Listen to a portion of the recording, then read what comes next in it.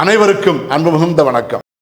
செல்வராமாயணம் என்னும் இலக்கண பாடல்களும் இலக்கிய சுவையும் கொண்ட புதிய ராமாயண காவியத்தை புனைய வைத்த எம் இறைவன் ராமனை நன்றியுடன் வணங்கி மகிழ்கிறேன். செல்வராமாயணம் பருவம் 3 அயோத்தி பருவம், காலம் 8 பரதன் காலம். பரதனை தாம் தடுத்தது குற்றம் என்று உணர்ந்தோம் என முனிவர் யாவரும் பரதனிடம் கூறுதல். பாடல் எண் 961. கனத்திருக்கும் பரத நெஞ்சே, காதலுடன் வாழ் நெஞ்சே, மனத்துயரம் கொல் நெஞ்சே, மாசற்றே ஆள் நெஞ்சே, வினைத்திறமே கொள் நெஞ்சே, வீரியமே நீள் நெஞ்சே, உனைத்தடுத்தல் குற்றமென்றே உணர்ந்தோம் யாம் யாழ் நெஞ்சே. இதுவே 961வது பாடல். இந்த பாடலுக்கான விளக்கத்தை காண்போம்.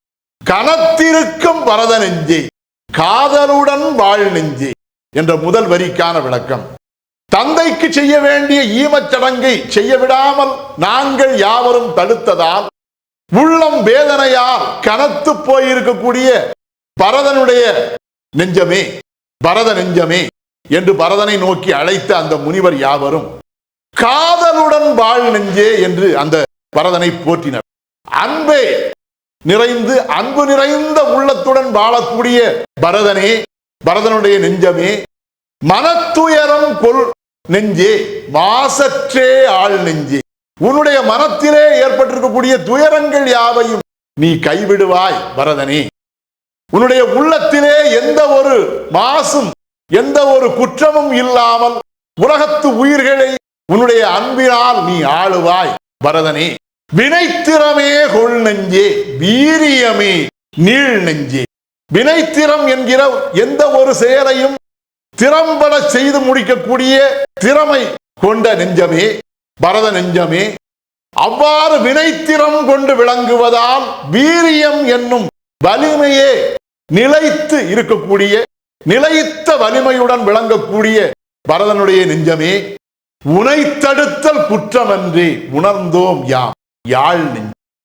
யாழ் என்னும் இசை கருவியானது இசையால் இன்பம் தருவதை போல் தன்னுடைய அன்பால் இன்பம் தரக்கூடிய பரதனே, உன்னுடைய அன்பால் எங்கள் யாவருக்கும் இன்பம் தரக்கூடிய பரதனுடைய நெஞ்சமே, உன்னை நாங்கள் தடுத்தது மிகவும் குற்றம் என்பதை உணர்ந்து விட்டோம்.